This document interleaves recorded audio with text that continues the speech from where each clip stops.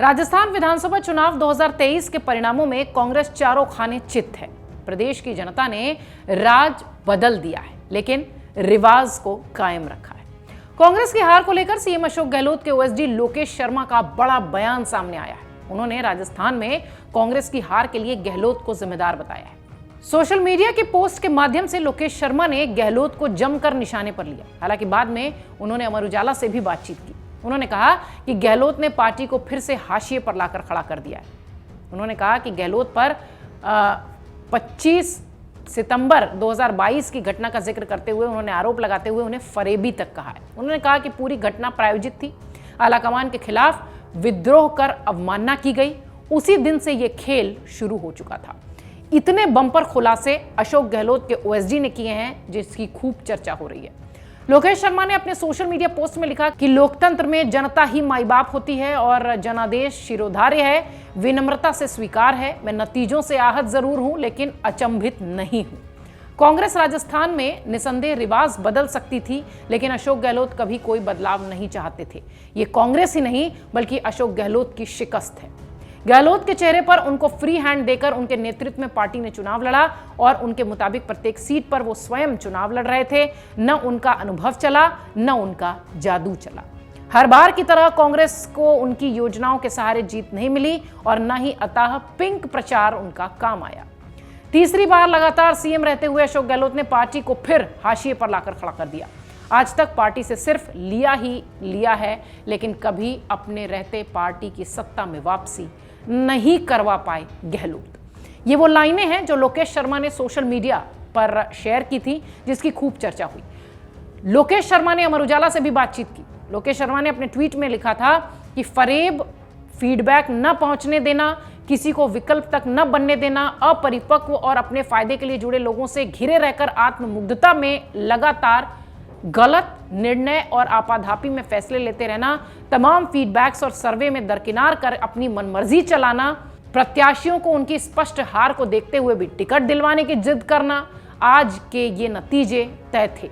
मैं स्वयं मुख्यमंत्री को ये पहले भी बता चुका था, कई बार आगाह कर चुका था, लेकिन उन्हें कोई ऐसी सलाह या ऐसा व्यक्ति अपने साथ नहीं चाहिए जो सच बताए। लोकेश ने यह भी दावा किया। अपनी पोस्ट में उन्होंने आगे लिखा कि मैं 6 महीने लगातार घूम घूमकर राजस्थान के कस्बों, गांवों, ढाड़ी में गया हूं, लोगों से मिला हूं, हजारों युवाओं से संवाद का कार्यक्रम किया है।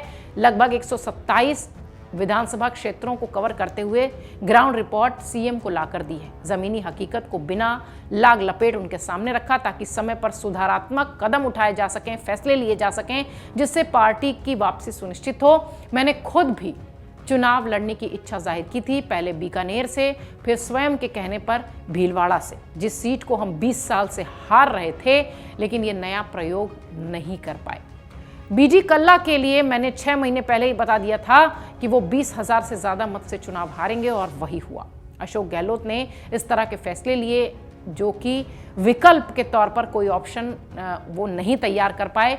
25 सितंबर की घटना भी पूरी तरह से प्रायोजित थी। ये भी एक बड़ा दावा, बड़ा खुलासा उन्होंने किया। उन्होंने कहा कि जब आलाकमान के खिलाफ विद्रोह कर अवमानना की गई थी, उसी दिन से ये पूरा खेल शुरू हो गया था। वहीं कांग्रेस की हार पर अशोक गहलोत ने अपने ट्वीट में भी लिखा कि राजस्थान विधानसभा चुनाव में विजयी हुए सभी कांग्रेस प्रत्याशियों को हार्दिक बधाई देता हूं। आशा है कि आप सभी कांग्रेस पार्टी की नीति, विचारधारा और सिद्धांत को आगे बढ़ाने का बखूबी काम करेंगे। राजस्थान की जनता के हितों की रक्षा के लिए एक सशक्त विपक्ष की भूमिका का हम निर्वहन करेंगे। जिस तरीके की बातें ओएसडी लोकेश शर्मा ने कही, उसके बाद अशोक गहलोत का ये ट्वीट चर्चा बहुत नहीं बटोर पाया, लेकिन हाँ, जिस तरह से अशोक गहलोत को लेकर ओएसडी लोकेश शर्मा ने ये दावे किए हैं, एक तरीके से कह लीजिए कि ये आरोप लगाए हैं, इसकी खूब चर्चा हो रही है। इधर सचिन पायलट ने अपने ट्वीट में लिखा कि लोकतंत्र में जनता ही जनार्दन है और इस बार जनता ने हमें विपक्ष में बैठने का फैसला सुनाया है, जिसे हम मजबूती से निभाएंगे और जनता के मुद्दों पर मजबूती से डटे रहेंगे। कांग्रेस पार्टी के सभी जीते हुए प्रत्याशियों को मेरी बधाई। राजस्थान में बनने वाली नई सरकार को बधाई देता हूं और उम्मीद करता हूं कि वो जनता के मुद्दों को प्राथमिकता देंगे। हम एक मजबूत विपक्ष के रूप में जनता की आवाज बने रहेंगे। लगभग वैसा ही कुछ स्टेटमेंट जो कि अशोक गहलोत ने लिखा था, वैसा ही कुछ सचिन पायलट कहते नजर आए। राजस्थान में कुल 200 सीटें हैं। एक उम्मीदवार के निधन की वजह से इस बार 199 सीटों पर वोटिंग हुई थी और वोटरों ने राजस्थान की सत्ता में बड़ा उलटफेर कर दिया। लेकिन हाँ, रिवाज जरूर कायम रहा। रिवाज से संदर्भ रवायत से है, रवायत से संदर्भ की एक बार बीजेपी और एक बार कांग्रेस को मौका राजस्थान की जनता देती है और इस बार भी वही हुआ।